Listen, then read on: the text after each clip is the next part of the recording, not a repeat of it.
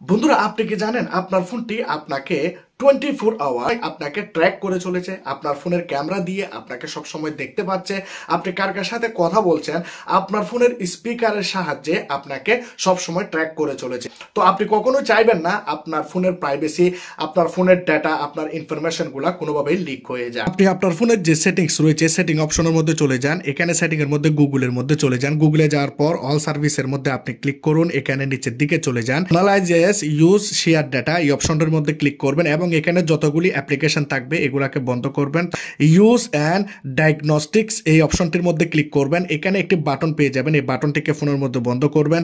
আপনি আপনার ফোনের মধ্যে কি কি ব্রাউজ করছেন, কি কি করতেছেন, কোথায় যাচ্ছেন, আপনার লোকেশন সহ সবকিছুই গুগলের কাছে সেন্ড করা হয়। ব্যাক যাবেন, অ্যাডস এর মধ্যে ক্লিক করবেন। আপনি কোনো একটি প্রোডাক্টের কথা বললেন, আপনি দেখতে পাবেন কিছুক্ষণ পর আপনাকে অ্যাডভার্টাইজমেন্ট শো করে। রিসেট অ্যাডভার্টাইজমেন্ট আইডিতে ক্লিক করবেন, আইডিটিকে এখান থেকে ডিলিট করে